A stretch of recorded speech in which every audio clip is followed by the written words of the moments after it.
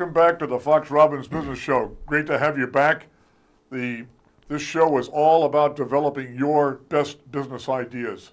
And we're going to continue on in this episode with Melinda Ailes. Melinda, great to have you back. Thank you.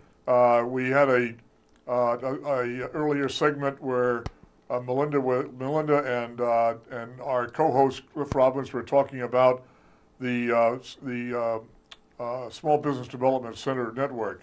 But tonight I am your host, Bill Fox, and our co-host is Cliff Robbins. Bill, Cliff, how are you? Good to see you. You look great. The ever scintillating, effervescent That's me. Cliff Robbins. What is scintillating? I made that up. It sounded good. I like it.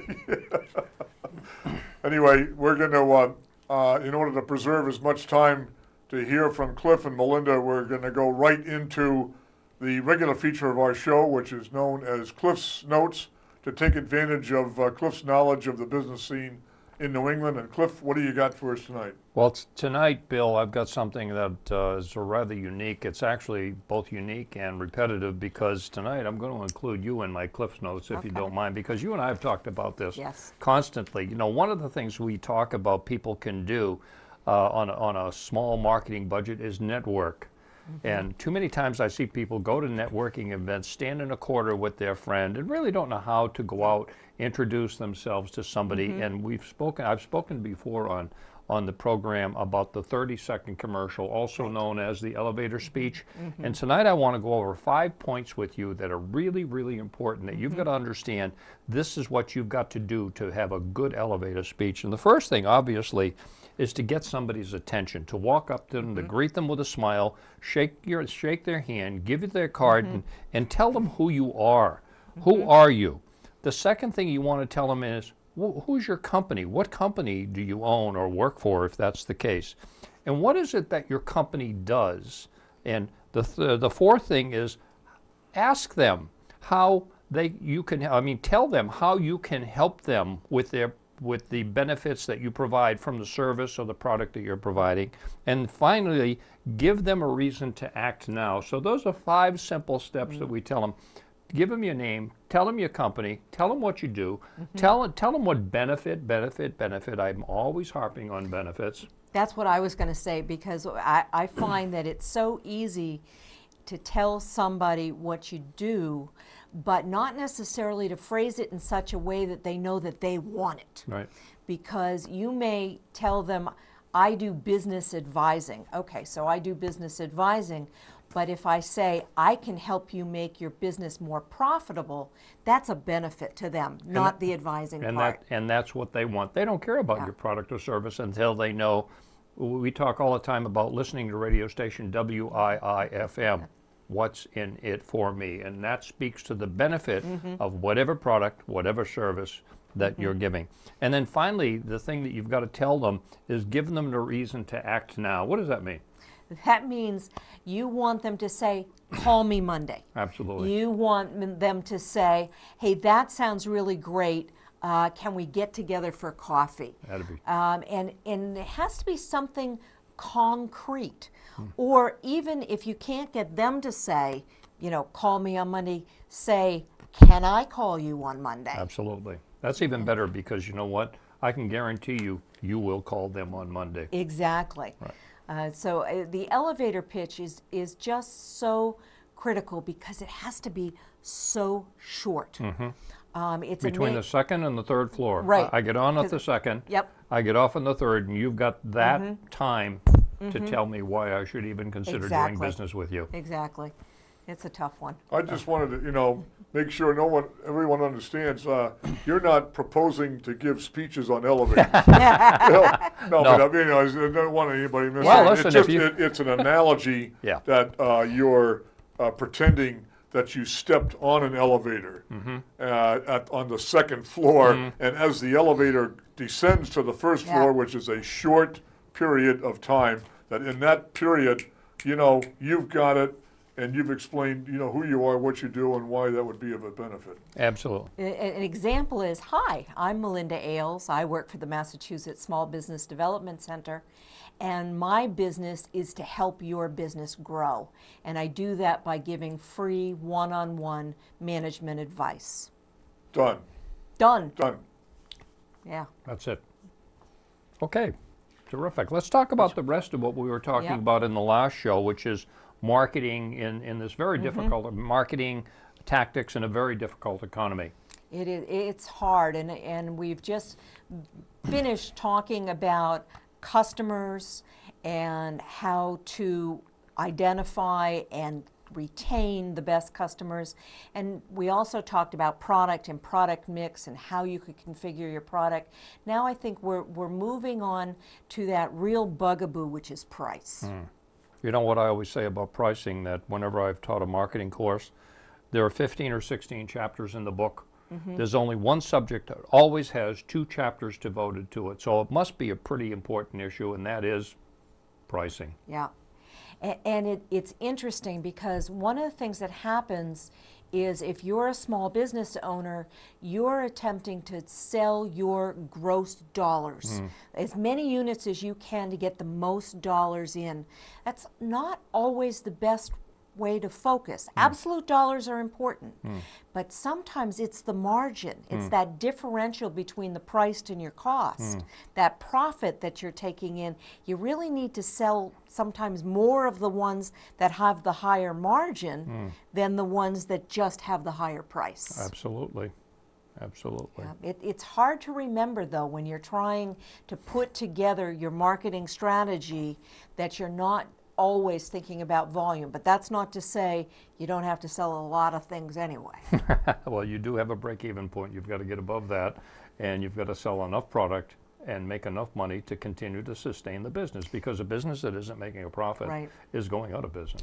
You know, it's fascinating to me because pricing, you know, the 2 chapters, it's so difficult.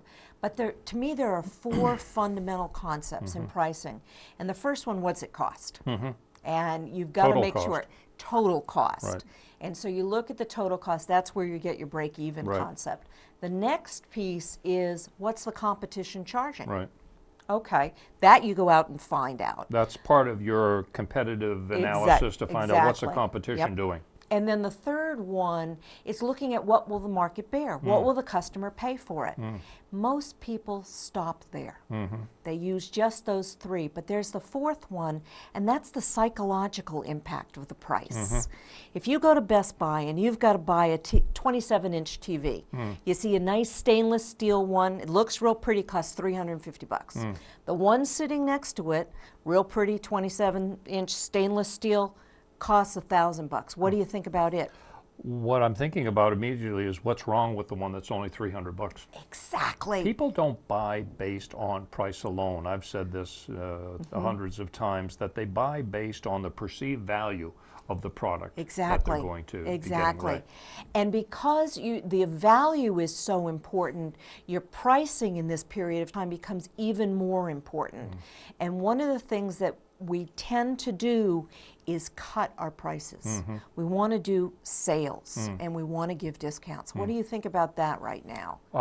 Sometimes it's a good idea, sometimes it's not a good idea. It's really, you really have to evaluate your own particular position in the market and what's going on with your company. But it's not always the best thing to do, just to cut the price. Sometimes you're better off raising the price, quite frankly. I've got a story about that, of a client that I was working with that was trying to get rid of a piece of merchandise, and it was a $900 value piece of merchandise. They cut it down to $200.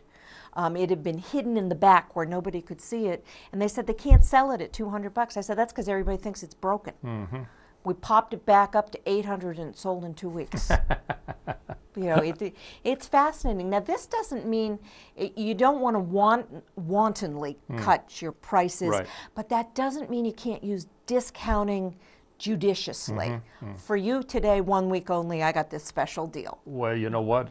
They don't know it, but next week you'll still have the special deal. But by putting the time limit on it, people will act now. We're always going back to attention, interest, desire, and action. We're always going back to that model, and we say, buy it before March 18th, and it's this price. But also buy it by March 14th, and I'm going to throw this in for you. Right. This is the opportunity, and we talked about it in the last session, where you can actually do a little bundling. Bundling is a good idea. Yeah. Right, yeah. And so you may have a product that you're selling and you couple it with a service. Or you may have a service and you couple it with a product. Or you may have a product and you've got another little widget you can add to it That has a high margin. that has a very high margin. Yeah. And that you don't have to sell so many of. Right.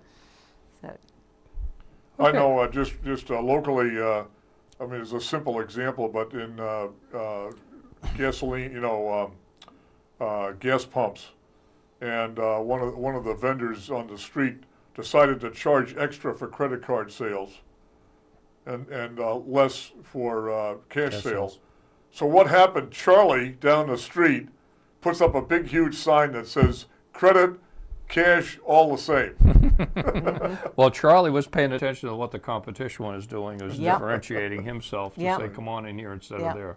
you know, that's actually you're bringing up something that's kind of the flip side of the equation, is whether you can add fees.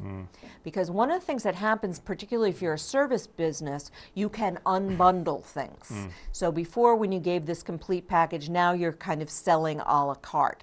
And that can be a way that you can actually raise dollars. On the other hand, if you slap on fees, your customers get very resentful. Yeah. And that adding that, because essentially charging more for credit is charging a fee for using a credit card.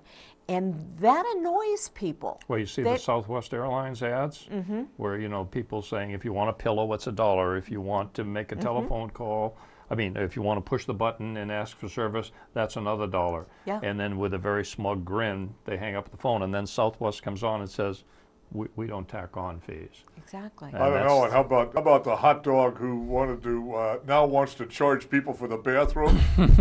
Yeah. On one of the airlines. Right. Yeah, that was. But But Southwest he is great. pulled back very fast. Yeah, very, very quickly. So, well, I always say pricing is actually a very simple thing. If you charge too much, people won't buy from you.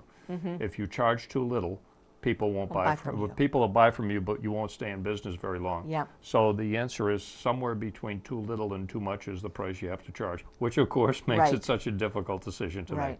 But, it's interesting. One of the things that's happening now is there are some industries, because of the cost of their goods, are actually increasing their prices Absolutely. right now, whereas I'd say the majority of industries, we're seeing price reductions. Well, that's differential too. I mean, if your product is different and people do need it, that sometimes you can add a little bit on to your margins and do quite well in this economy. I mean, it's not just about sales. Too many times, you and I both see companies that they're doing $800,000 worth of revenue and dropping a certain figure to the bottom line. And then the next 2 years later, they're doing $2 million worth of revenue and not making money anymore. What was the point of that? Exactly what were they doing? What were they thinking about when they, their revenue should increase? Well, their bottom line should increase as a percentage of sales, quite frankly, but they don't pay attention to it. And that's thinking about the margins, Right. thinking about the effect of discounting, Right. thinking about the effect of those added Right. fees. Yep. Absolutely. It makes a difference. I loved you guys were talking about perception. I'd love to. I've never been in the perfume business, where I can put, some smelly water in a little tiny Chanel. bottle. It costs 50 cents, for that bottle and sell it for $50. I've always dreamed about being in the perfume business because I've been involved in businesses where you have to nail your cost down to the last penny and scrap and scrape for that 15, 18, 20%, margin. Yep. That type of thing. I've always been scraping along like that and never been in the perfume business. But you need to know what the perception of the buyer is and what you can do. The value perception. Exactly, and Cliff's an expert on this. I'm certainly not, and that's the concept of branding. The reason that perfume gets the $75 for the ounce is because the product has cachet. Mm-hmm. It has been branded, and we know that it's Chanel, and we'll pay for that. Right. In the industries that you're talking about, if you're talking about somebody who makes widgets, and my widgets look like your widgets, there's no way to differentiate. Right. That little polo on the shirt, you pay a little bit The more for little the polo, shirt yeah. because it's got the little polo guy Yeah. on it, right? It's a Yeah. good shirt, but I mean, is it really worth $70? It's true. It's true. So once we talk about branding, we get to talking about your message. And your message is so critically important that it's consistent on all entry points to your business. IMC, Integrated Marketing Communication. Okay, I don't never know the acronyms. I know what you're supposed to do, but I don't know how to say it You very just well. know how to do it. Yeah, but it's true. That's when you get the branding. You make sure your invoices have your name in the same color. Your website, my goodness, right now with the expense of doing a marketing campaign that might be print or radio or TV, most small businesses can't afford it. Especially in this economy, quite frankly, Yeah. it is very expensive. Yeah, Yep. and I think that's where you start focusing on what can we do for the least amount of cost, and that leads us to the internet. And there are so many facets of internet marketing. I mean, you've got your own website, and maybe you could describe what SEO is, because Well, that's so key. It's SEO. If I can't find your website, it's all about findability. If I can't find your website, what good is it? And just because I don't know your URL, your Uniform Resource Locator, in other words, Your blah, blah, blah, www. .com, right?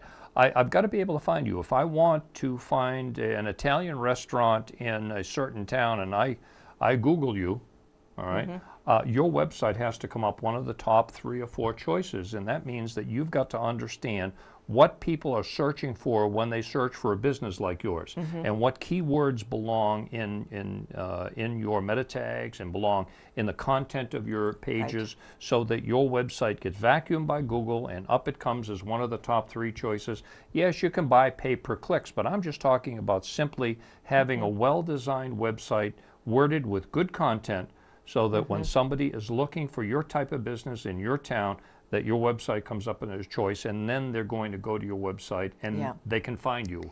This is one of the places that I do advise clients to spend a little money, because sometimes your nephew in high school who's taking the computer class isn't necessarily the one that knows how to construct the pages of your website so that they're going to the search engine optimization. Absolutely. And it's so important for being able to be found. You got to be able to find the website, and then you got to be able to use it. It's got to be usable. It's got to be intuitive. The best book I ever read about how to design a website, the title of the book tells you everything you need to know about designing a usable website, and the title of the book is Don't Make Me Think.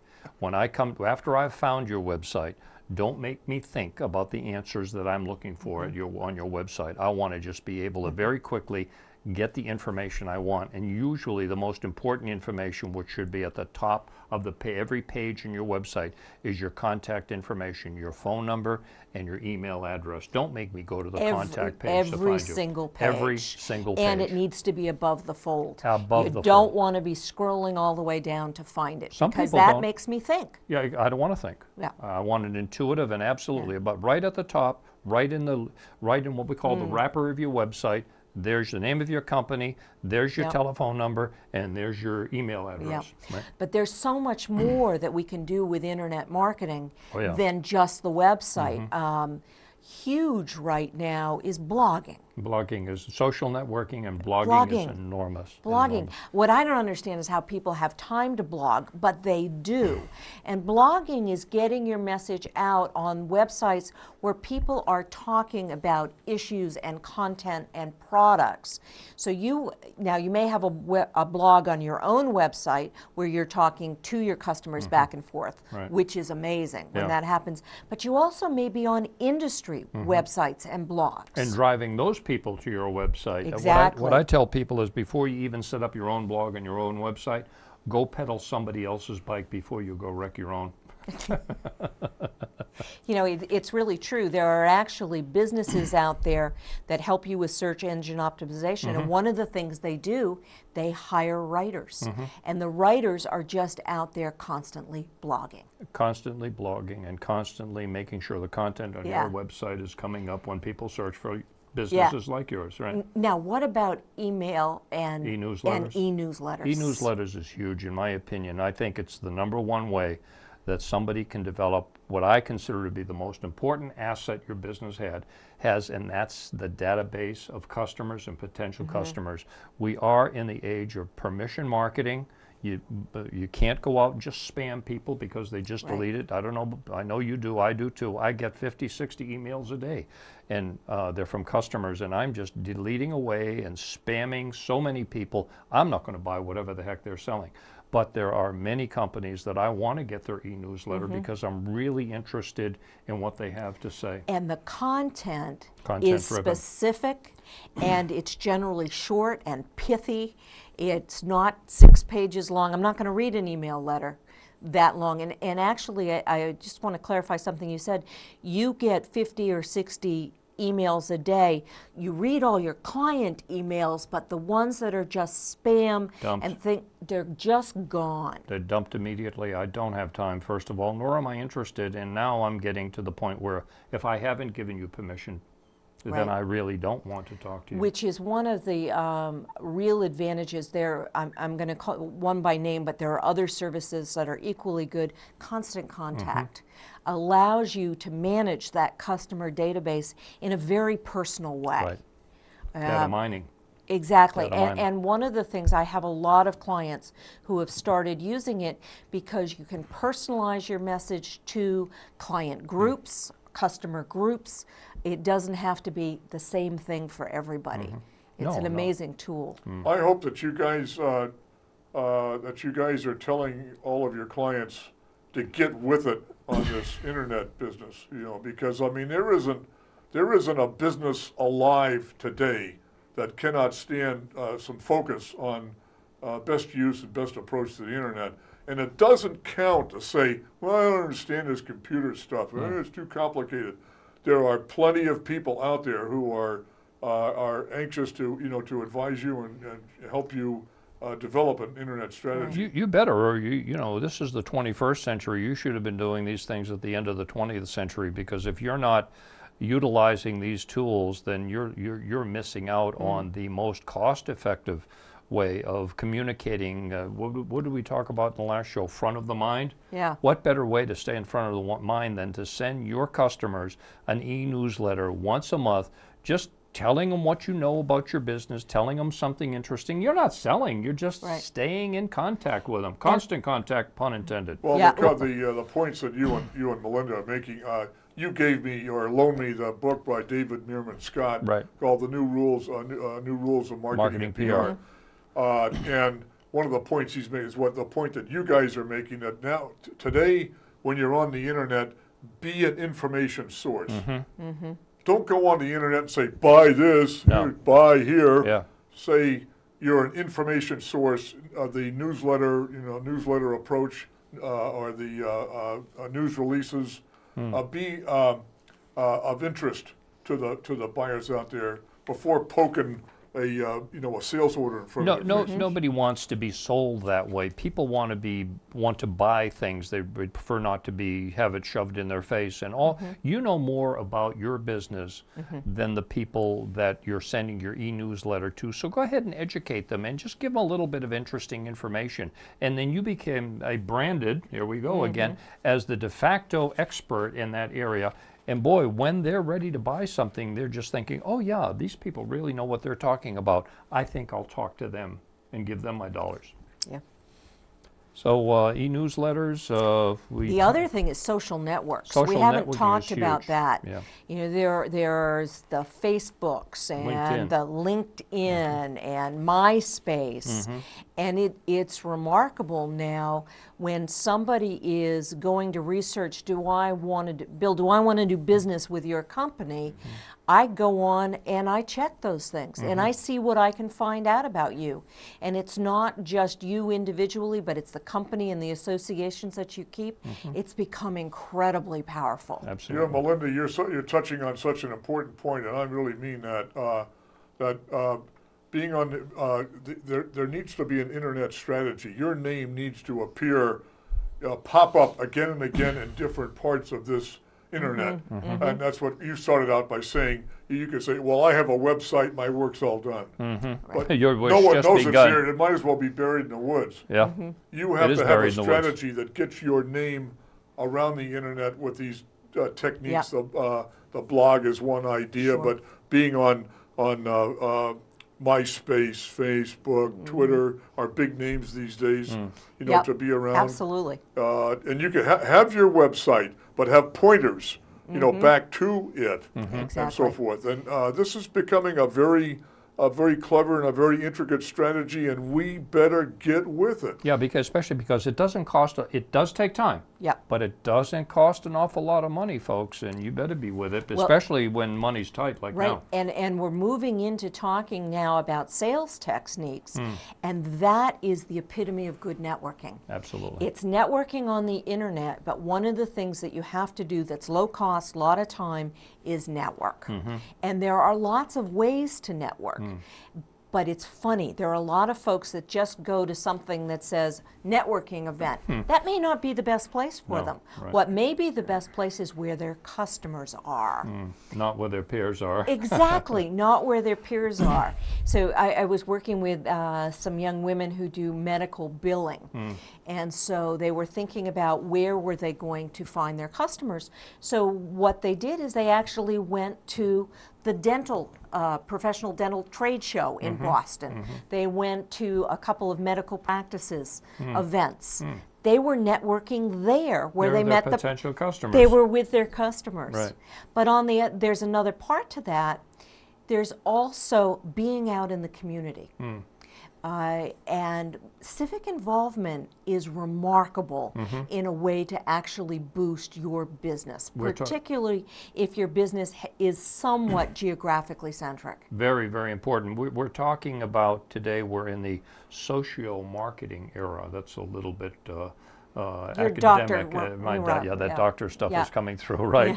But that's exactly what we are. We're talking about society. We're interested in it. We're talking about green businesses. We're talking about sustainability and businesses that are actually good corporate citizens, even the small businesses. So that's especially when it's a tight geographical boundary to it. And it's amazing when you're engaged civically, the relationships you make within that group will be almost your strongest referrers. That's branding. Yeah, it's amazing. I work with a young fellow because I'm a strong proponent of chambers of commerce. They're wonderful ways for people to meet and greet.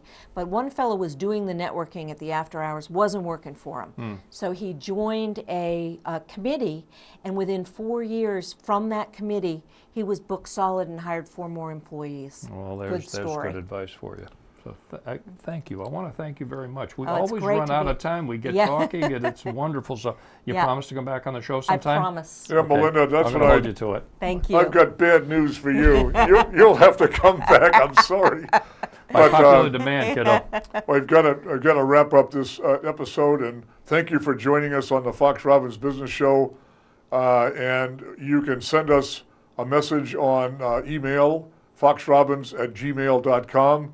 You can also see this episode and all past episodes on Google and on capemedia.org.